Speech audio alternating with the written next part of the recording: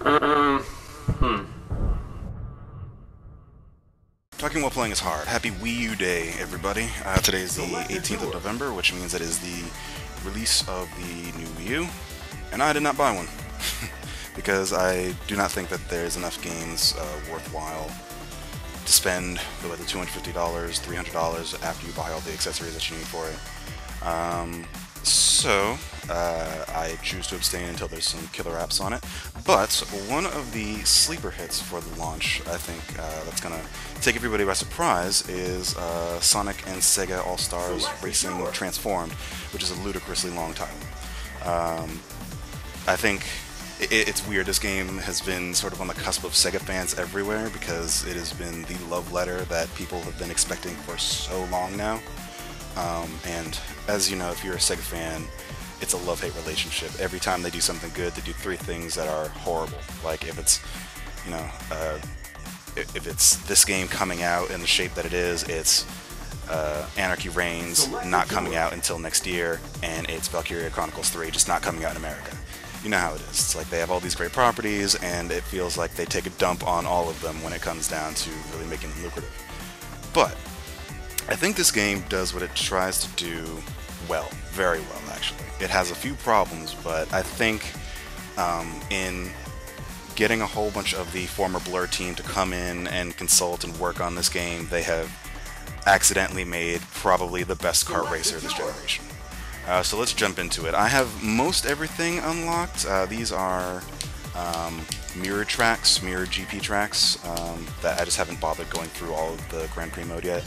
But, I mean, let's jump into it. Choose your difficulty. And we'll do expert, even though expert cheats. So yeah, 29 characters, and like I said, they are catering to the Sega fan. We got some Jet Set Radio, we have some Space Channel 5, Super Monkey Ball, Crazy Taxi, and then Danica Patrick, because you know, all those great Danica Patrick games we got when we were growing up, right? I don't know. But I mean, we have Skies of Arcadia, we have Knights, we have Shinobi, you know, we have Altered Beast. We have a whole bunch of really great stuff. So let's get into it. I'm going to be dumb. Because I have her completely maxed out at this point. And little mini games. This doesn't really mean much, no matter when you play.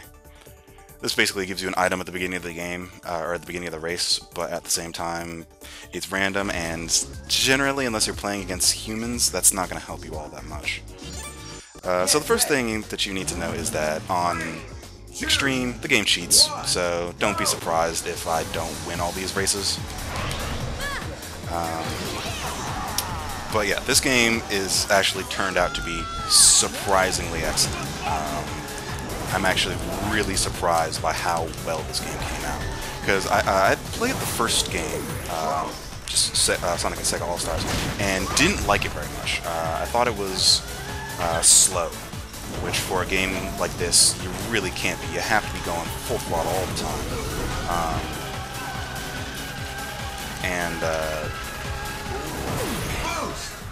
It's going to be hard playing this while talking, but that's the name of the show. But this is a lot faster. It's a lot more cutthroat. There's a lot more to take in consideration for. Oh crap.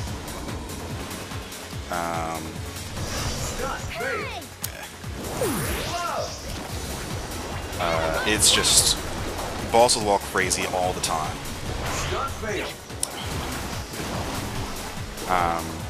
And the transforming, like, it feels really akin to Diddy Kong Racing more than Mario Kart 7. People have been trying to compare it to Mario Kart 7 ever since it came out, and it's like, that's not a proper comparison. Like, when you go in the air, when you go, jeez. That's the wrong answer. I went the wrong way again. But when you go on the air, when you go on the sea, it controls much differently than when you're in the car. It's not just like cosmetic changes. You really have to be really careful about how you are taking turns and doing stunts. especially when you're on the ocean, because when you're in water, you lose momentum super fast. That was not good. Because it's water, and it takes a long time for you to actually gain enough boost in order to get back to full speed, even if you have a character that has really good top speed. All these guys junking me up.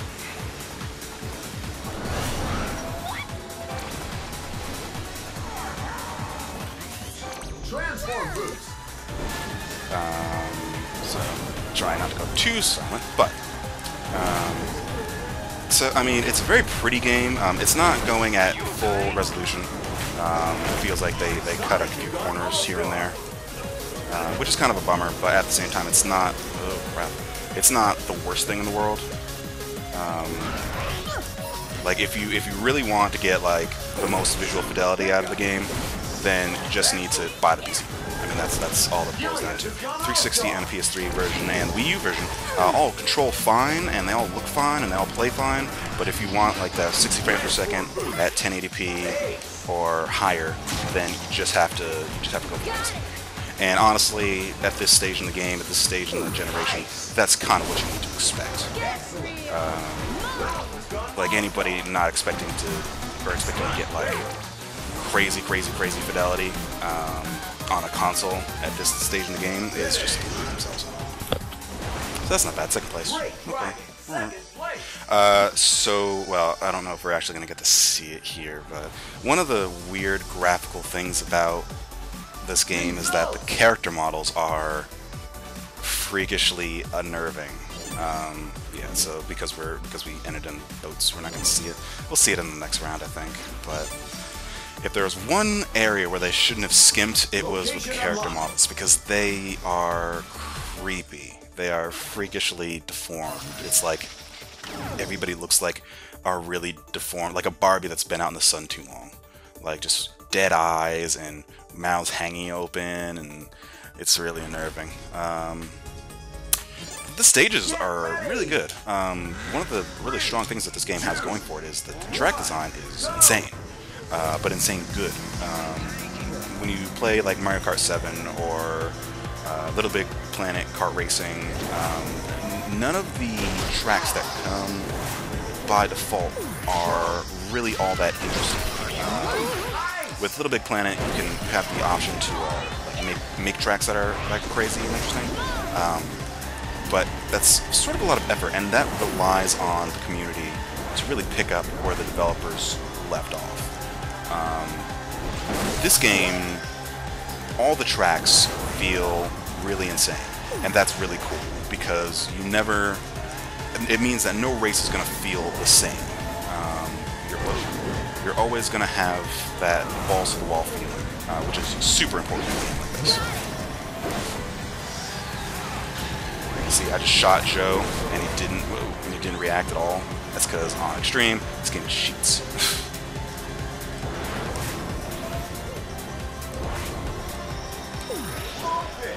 And again, I really don't like it when games have to resort to cheating in order to make it difficult. I think that's a cop-out. But considering, it just means that the hard mode in this is basically the best that they could get the AI, and that's not really all that bad. AI on hard mode is still pretty tough. It's just, I wish they could have... Jerk stage.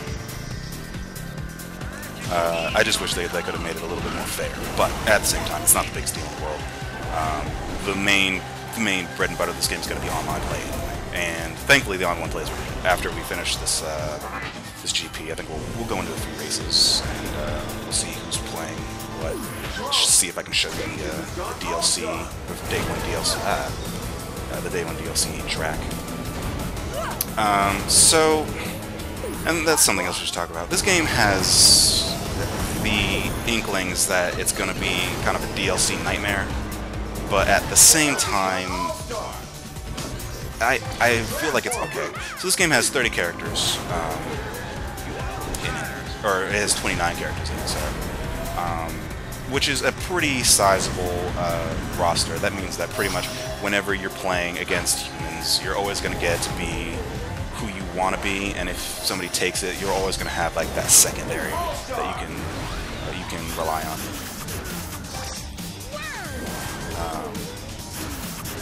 So it's, oh, god damn it.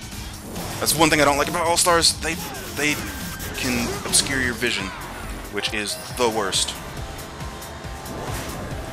Anyway, so All-Stars are like sort of like the Blue Shell equivalent, but not really.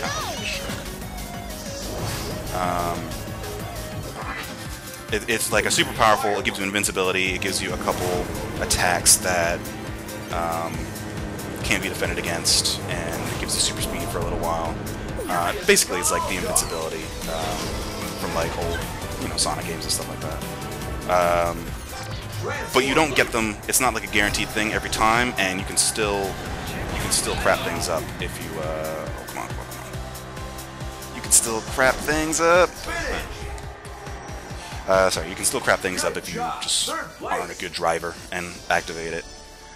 There have been times where I've gotten myself stuck in a wall because I've just been going too fast down really curvy areas, and got myself just completely boned up, even though I had like the best character, or the best weapon in the game.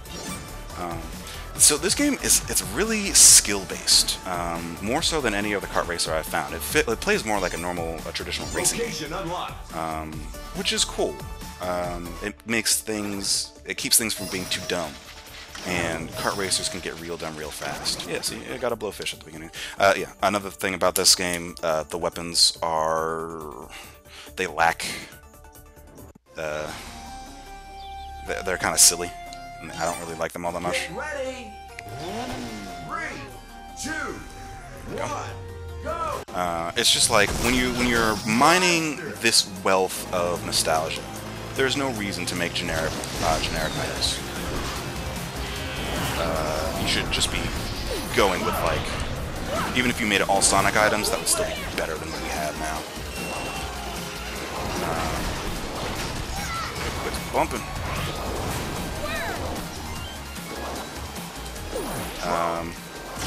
Like, there's no reason why... Oh, it's a shortcut. I never knew about this. That's a crappy shortcut, but I should never take that. Alright. Well, I just learned something new.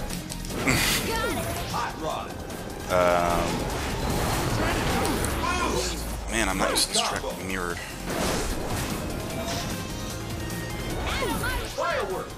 But, yeah, it's just like, there's no reason why, like, you can't have missiles and stuff. I know they're trying to give themselves an identity away from everything else, but at the same time, it's just like, Blowfish as being a mine just feels ingenuine. But, whatever. It's a nitpicky thing. If that's the worst that this game has going for it, a lack of originality in item selection, that's pretty good. Oh, crap. And like the things that they do to satiate Sega fans are really good. Like, so getting back to the DLC, there's 29 characters, but people did find some on-disc DLC, which I'm staunchly against, but at the same time, the characters that they found are really cool. I mean, unfortunately, so one of the characters they found was some characters from TF2. I doubt you'll ever be able to actually use them on 360. They'll probably be PC exclusive, but at the same time, that's kind of alright. Another character that they found was the Shogun from Shogun Total War, which is like a weird thing, but still very awesome. Because that's another one of those like Sega games that's everybody recognizes as being tremendous, but it doesn't get enough play. And then on the Sega forums today, basically they just started a poll saying, the winner of this poll, like just everybody say who you want in the game, and then whoever the top 3 are, I will go to Sega and see if we can get them turned into DLC. And that's pretty amazing. Because it means that people are going to get who are important. Which is very, very good.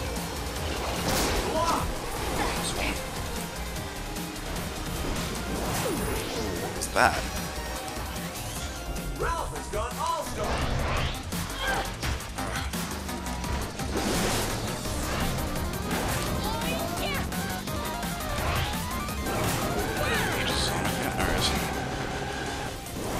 So I love Aegis, who is like the super skill-based character in this game, the one that you need to get like the majority of the stars in career mode to get. He's basically, it's the horn. So, alright, one of my biggest peeves about this game was that, so Danica Patrick is in the game, and, you know, it's like, kind of like, whatever. That's not the biggest deal. It's licensing and, you know, sponsorship. Oh, God damn it. Yeah, see, like, that's sort of thing you're not supposed to be able to do unless you're, like, because weapons shoot straight, they don't shoot, like, it's not like Mario Kart where if you shoot a weapon, it goes where your front end is aiming, it shoots straight all the way. Sometimes you can angle it a little bit, but not that much. And then there'll be times where you're just going and, like, man, it's a close match. And they will shoot a firework, and it will go sideways and do that sideways thing. So basically it creates like this trap, but you can't do that normally. And that's really annoying. That's just another way that the computer cheats. But, anyway, as I was saying, Danica Patrick is in the game, and yes, it's just another way of the game making money through sponsorships. If you watch NASCAR and you look at her car, it is completely plastered in Sega versus Sega, this game's marketing stuff. And my whole thing was, alright, it makes sense for a NASCAR driver to be in this game because they have the Daytona license, the Daytona USA is their game, so just have her drive the Hornet. It's fine, just have her drive the Hornet, and it'll make perfect sense. But what they ended up doing is having her drive this weird, like six-wheeled F1 car, which makes no sense in multiple ways because Danica Patrick quit F1. She doesn't do F1 anymore. And the car is basically based off of her old car design. So it's just layers upon layers of why is this happening. Like, she's in the game and it's not contextualized. Like, Wreck-It Ralph being in the game, I understand, especially after seeing that movie. Yo, you should all see Wreck-It Ralph. That movie was amazing. Even if you are not, like, a video game head, that movie was the best thing that Disney has put out in years. Just a really good script, really good ideas. Everybody should get in on it. Wrong way. This is a much slower way.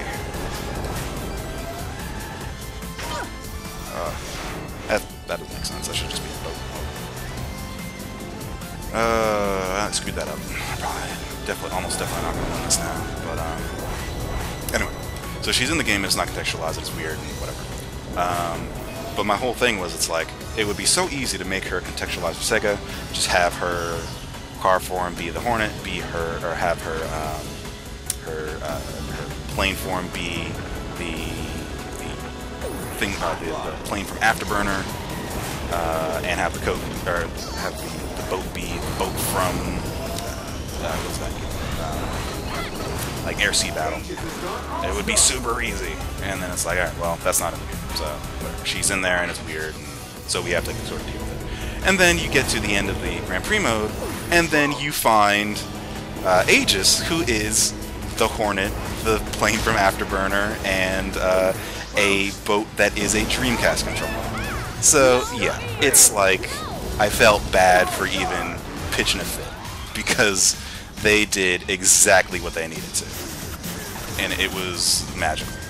Like, it is an amazing design. Oh, hey, I'm in first. What happened? Awesome. Oh, boo. Alright, that's a glitch.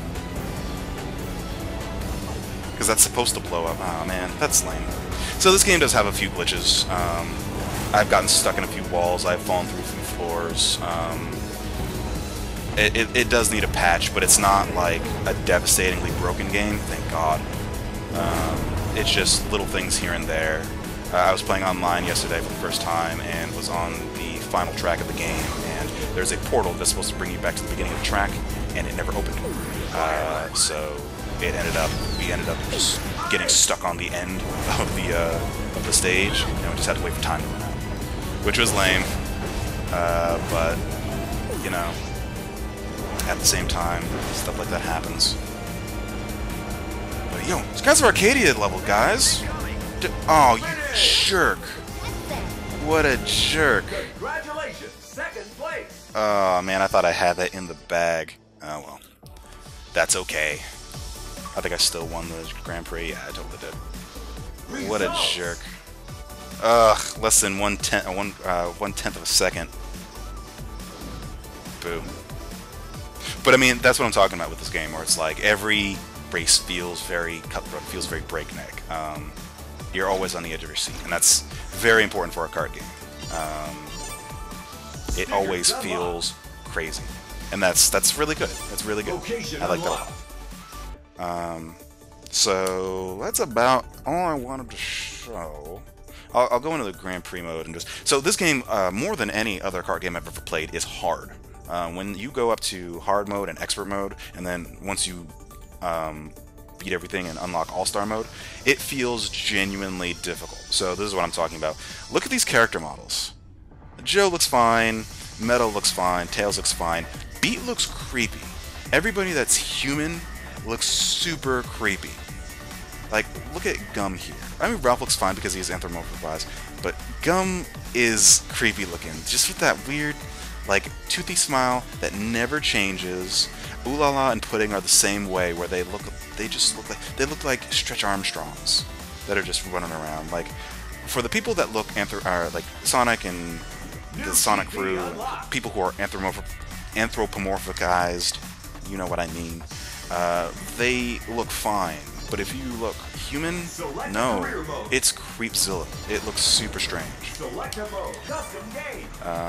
Okay, before we go into the last match, let me show off career mode real quick. So basically, you have these bouts, and each one has between probably 10 or 12 events in them. This is where you unlock characters. They're all... Oh, hey, I can unlock them. Oh, awesome. Cool. So these are special mods. They make the cars control a little bit different, but not dramatically different. So you can see I unlock Gillis here. Here you have the Golden Axe stage. Here's the Shinobi stage. And they're all just little things. Traffic Tech, which I think is the worst event in the game. Basically, you have to weave in and out of like traffic, and if you hit them, you spin out, and you have a certain amount of time to complete a certain amount of waves, and it feels bad. It never feels any good. Versus, for some reason, I just couldn't beat this versus. Basically, it's like you fight 5 or 6 characters at a time, and it's basically like a Tokyo Drift battle where you start off in the same point, and it's like there's a time limit, but it's who can get the farthest, like a certain distance ahead of the other person, and then it goes to the next person. I mean, for the most part, it feels good. Most of the stuff in here is fun to do. Billy Hatcher stage is terrible, which is unfortunate, but at the same time, I don't like Billy Hatcher to begin with, so it's like whatever. And Traffic Attack is really bad. Those are the 2 worst things about this game. Everything else feels really good. All the stages are really well designed. It's good. It's good. Alright, so let me see if I can create an online game that shows off the DLC track. Choose your track. Yeah. Outrun Bay. Choose your difficulty. Let's go hard. Yeah, so alright, and we'll let this sit for a minute and see what happens. But yeah, it's been good. The online has been really nice. It feels like I haven't encountered any major lag. I mean, this is not a game where it's like it needs to be completely twitchy, because the netcode can interpret what everybody's doing and then sort of make up for it on the fly, which is nice. But for the most part, it's been really nice. Most of the matches that I've played, because I got this game early. I got this game probably 5 or 6 days early before, because this game officially comes out in 3 days, so, and I've had it for maybe 4. So yeah, I got it about a week early. So I've had a lot of time to practice and get kind of good at everything. Metal Sonic, because he is the character you get from pre-ordering. This acceleration so terrible. I don't understand. Balance. Yeah, I don't know if this is gonna be. I would like to. Yeah, booster is right there. I would like to say let's fill up. Race. Choose your track. Outrun Bay. Choose your I don't know if this is actually going to fill up. That's too bad. Or maybe I can do a search. Custom game search. Select a mode. Custom game. Xbox Live. I guess not. That's... So yeah, they make doing specific tracks just on the internet a little tough. Yeah, so I have a 12 to 14 win-loss ratio. I'm okay at this game. Like, I have lost quite a bit, or not lost, but I have come in, you know, second, third. It's still early though. People are still getting their legs at this game. I feel like when I walk into that lobby with and use Aegis, people get freaked out. But at the same time, it's been okay. A lot of the matches have been really cutthroat, and it really is what you want. Because it's very... When you're playing against humans, that's when it's the best. Okay, here we go. Oh no! It went before I could do anything. And I still have voice chat on, which is annoying. Can I turn that off real quick? Oh, I don't know if I'm gonna have enough time.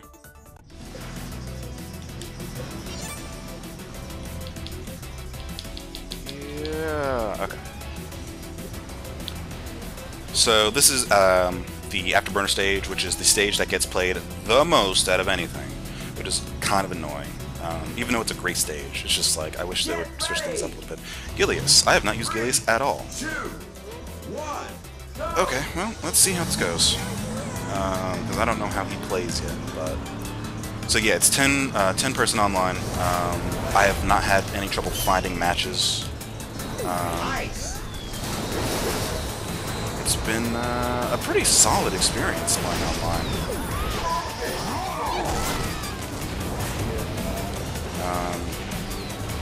I feel like people don't quite know about stuff like stunt boosting and dash boosting yet, because I think a lot of people are just going online and not really going through the Grand Prix mode, which is why you see a lot of people just using like the core like 8 characters who are unlocked in the beginning. I haven't seen anybody else using like any of the later characters other than myself online yet. But you know, day -3, so it's fine.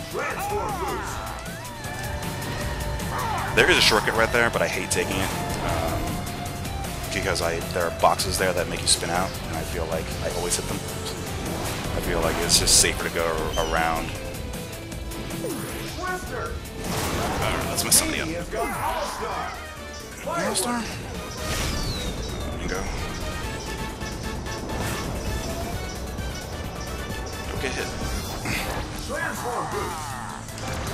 Second.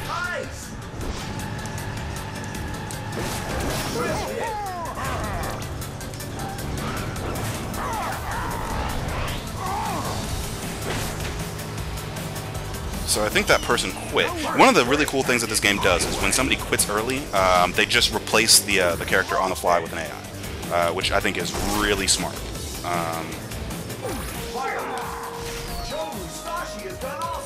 Everybody's going All-Star.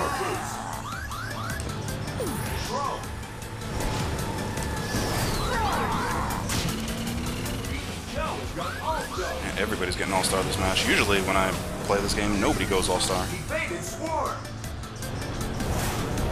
Alright, let's see if I can't catch up.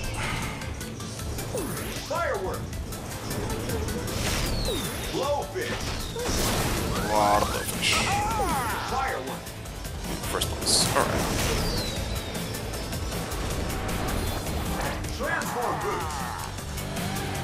Alright, doing pretty good, pretty good.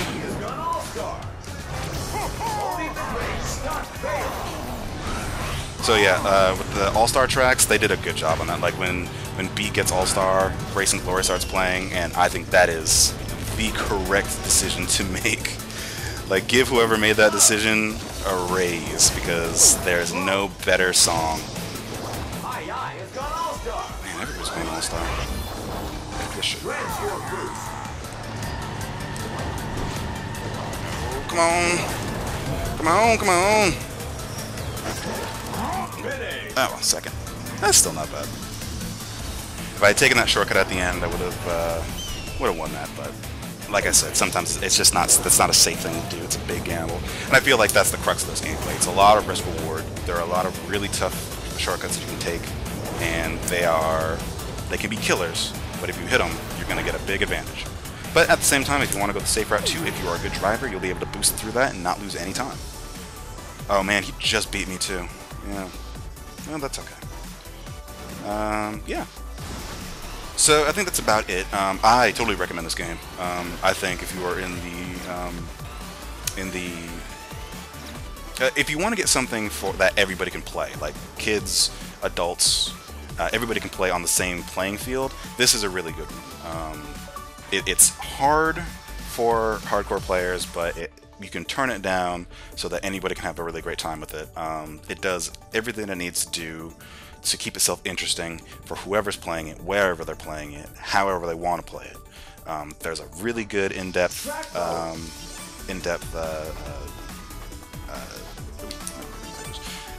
there's a really in-depth single-player mode. The online works very, very well. I think it's a really great package, and it's one of the few times where I'm not annoyed that it's going to have a ton of DLC, because I think all the DLC that comes out are going to be things that people who grew up playing Sega games want. So, I mean, that's pretty much it. That's about the long and short of it. I say get it. Sonic and Sega All-Stars Racing Transformed. Talking while playing is hard. We'll see you at the next one. We're going to keep playing this, though, because this is a lot of fun.